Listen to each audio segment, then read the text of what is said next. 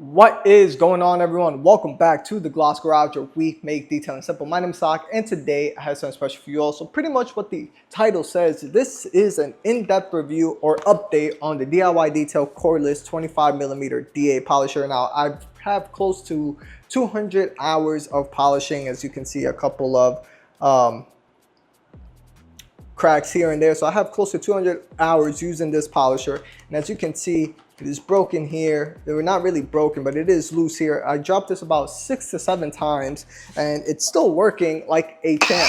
So no issues with this polisher whatsoever as of yet. It is still working, but I am going to tell you and give you the deep dive of the pros and cons of what I think about this polisher. And I am not going to go too deep into the rabbit hole in terms of whether something, say a Flex, a Shine Mate, a Rupes, a Fine Mac, Max Shine Polisher, Rio's Garage. I am not going to go into the rabbit hole of that, just because certain polishers in themselves have certain characteristics. Some are smoother, some don't stall, some stall a lot less, some are lighter. So I am not going to go into the rabbit hole of comparing this polisher with every single one on the market. This is just something, an in-depth review, but what I think about it overall and what things I can see them improving in the future. And yeah, so let's get started with the video. So pretty much pro number one right off the bat, everybody's going to talk about is the price. Now the price for this, if you get the entire kit, right, we're gonna do this as bundles, right? Because most of the time when you buy a polisher, especially a cordless, you got to get pretty much the bundle typically, because most polishers out there or companies don't use a universal system. So what I mean about a system is their batteries. Now DIY Detail does use Makita batteries, so it's pretty much universal with that. So if you have a Makita battery system, it's great because you save money and you can actually use your Makita batteries, as I have one right here, onto your DIY Detail polisher. So yes, I'm comparing in terms of price. If you buy the bundle itself costs for the charger, the rapid charging and rapid charger, and the 2 rapid charging batteries. It will run you with the polisher itself, and it comes with 2 backing plates, a 5-inch backing plate and a 6-inch backing plate. It will run you about 400 bucks. Now, one thing compared to all the other ones pretty much out there on the market, say we're going to try to compare apples to apples because not all of them have a 25mm DA, is that the DIY Detail one compared to the Flex is probably about $150 cheaper than, say, a Flex, a Rupes, and a Shine Mate. And that is a big bonus in terms of price. Right now, a couple people will try to go again and say, hey, what about the SPTA polisher from Amazon that a lot of people use, and which I've used in my detailing business, as you know from my detailing channel, it is a 15mm DA. It costs 220 bucks, and yes, it comes with all the accessories, say a bag, pads, towels, and the polisher in itself. But the negative thing is it comes with 2 batteries, and it comes with a charger, and the charger is a slow charging charger. So it's not like you can really do say a paint enhancement on your vehicle if you want to, because by the time you're done with the first battery, it takes about an hour and a half, close to 2 hours to fully charge, or it takes about an hour for it to get close to 80% of battery life. So that is the con with that one. So overall in price, I think DIY Detail edges out pretty much all the cordless polishers out there on the market. Same thing with Optimum. When Optimum had their cordless polishers, this DA cost 500 bucks, and it came with slow charging batteries, just like this one, like the SPTA. And yeah, so again, 500 bucks. Again, it's a bit of a stretch when you could get this for 400 bucks, or you could get it as a steal during Black Friday or whatever sales. Sometimes they have 20 or 30% off sales, and you will come closer to that $300 mark for this polisher, which is a great, amazing value. And yeah, that is pro number one for this overall, is price. Do your rest of your price comparisons and let me know if I'm lying down in the comment section. So I don't want to focus too much on price because I already gave all the pros in terms of that. Pro number 2 that I really enjoy is the 25mm DA. Now, all the other ones that I pretty much compared in terms of pricing was either a 21mm DA like the Rupes, Shimei, Griot's Garage, Optimum. All those come in a 21mm DA, or a 15mm DA like the SPTA. This has a 25mm DA, meaning it oscillates at 25 millimeters. As you can see here, the movement of the pad itself. So that is great. You get better cutting capabilities, faster cutting capabilities, and yeah, so that's why I enjoy it for this thing as well. So you're paying still cheaper, you're paying much less, and you're getting a quality tool. And again, it is a 25mm throw. Now, what is pro number 3 for this that I've been using so far is also, pro number 3 is the balance of the machine. Now, as I compared with this one, again, most of the cordless polishers comes with the batteries at the bottom, and sometimes they end up being very bottom heavy, especially if you are polishing, say, a fender or a door panel or something. It becomes much more bottom heavy. Compared to this, the weight feels evenly distributed between both the head and the tail of the machine in itself, and it is very balanced as well. So when you're polishing on the side fender, it's not like one is trying to tilt over or whatever. So it is a awesome design that DIY Detail came up with this. So that is another pro for that as well. So that is pro number 3. Pro number 4 is the counterweight. Now, again, a lot of other polishers out there, the counterweight balance isn't really the best, and the bearings that they use aren't the best. So that's what ends up having you stall a lot. It actually causes a bit of stalling. It's not just the motor itself, because this does have a 1000-watt motor. But the thing is, a 1000-watt motor came out back with Shimei, I think was the first, not Shimei, Max Shine or Griot's Garage, the G9 polisher was the first one with a 1000-watt motor, or even I think Chemical Guys as well, I think, had one. So one of those 3 were the first out on the market with a 1000-watt motor. But again, the pad, they still used to have pad stalling, and trust me, I know, especially with the pad stalling with the Max Shine when it first came out, and same because it was a green one, and the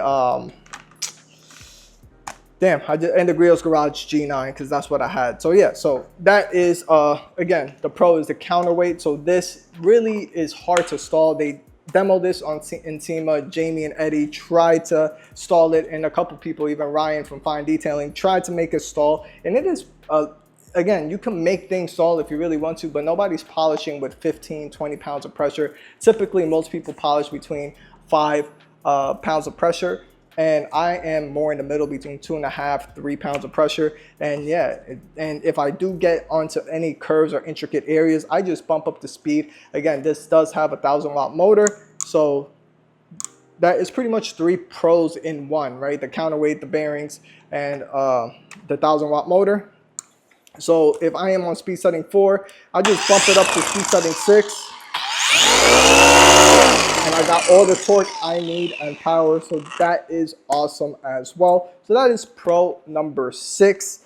Pro number 7 is, I kind of touched up on it in the beginning, is the batteries. Now they do use outsourced Makita batteries, so you can, if you already have a Makita battery system, you could just pop in your Makita batteries and quick to go. Pro number 8 will be the fast charging chargers. Again, most batteries nowadays, like the Shimei, the Flex, and the Rupes, have their fast charging batteries or chargers, but again, it's more of their own system specific batteries. So yeah, so it's not like if your battery messes up or whatever, your battery messes up, like I said, it's not like you can go to Home Depot and buy a battery. You will have to wait for them to come back, and yeah, it's not like you can continue polishing right away. So that is pretty much pro number 8. Pro number 9 is, I think this is built like a tank. I've dropped this about, like I said, 6 or 7 times, and it is still working phenomenally well, and I have no issues with this polisher in itself. So overall, I really enjoyed this polisher. It has it's been a workhorse. It's been a workhorse. And yeah, so that is pretty much it in a nutshell with all the pros. Oh, pro number 10, but this is with a grain of salt. yes, it is a smooth machine for a 25mm DA. Now, I must repeat, it is super smooth for a 25mm DA because you can't compare smoothness of a machine compared to a 15mm DA. Now, yes, there are some way cheap DA polishers. I'm trying to talk about quality polishers and that I'm talking about, because you could get a Harbor Freight one that's 15mm DA and it vibrates like crazy, and it will vibrate more than this machine. So that is something to keep in mind. But when I'm talking about quality machines like a Flex or Rupes and stuff like that, in that range, again, a 21mm or a 15mm DA will feel smoother than this because of the throw of the machine. So that is, again, a pro. It is pretty smooth. I don't have any issues with long polishing hours with this polisher in itself. So yeah, so it is smooth, again, for a 25mm DA.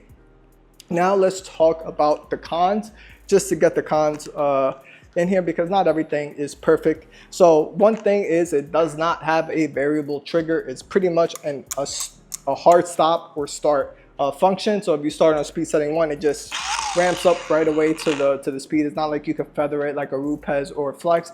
But again, they did say they did not add a variable speed trigger due to cost. So that kind of makes sense on why. Again, I don't know how much more of a cost it will be. I don't think it will be $150 markup for a variable speed trigger. But again, that is what it doesn't have. Con number 2 for me, I don't know if it's just this polisher specifically, but whenever I put the trigger lock on, the trigger lock clicks in all the way. But if I'm getting a bit too much vibration, or whatever the case is, or sometimes it's just way too easy for it to pop out, and sometimes it pops out. So that is just, again, I don't know if it's just the polisher specific, but it's a once in a while type of thing. It's not an every time I polish type of scenario. Con number 3, in my opinion, that they can really make things, again, just like anything in life, is probably make this a little bit lighter. And again, that will come with time. And but that's what pretty much most cordless machine, right? A lot of people want a cordless machine to feel like a corded machine in terms of weight. So that is something in terms of that. Now, this does not feel like a heavy DeWalt rotary or some type of polisher out there like that. It's not crazy. It's not a huge difference. But again, I'm pretty sure in the future they'll probably make this a little bit lighter. Another con number 4 will probably be the vibration. As I said, this is pretty smooth for it to be a 25mm DA. I don't have any issues, but in terms of over time, I'm pretty sure with technology or however they change the housing or whatever that needs to be, pretty sure they will make upgrades to make this a little bit smoother, the same way a lot of companies made the 15 and the 21mm DA smoother over time. So I'm sure there will be something in the future in that. And then lastly is, I think, yeah, lastly is the noise. Now, again, it's not a super loud machine because I really polished between speed setting 3 and 4. So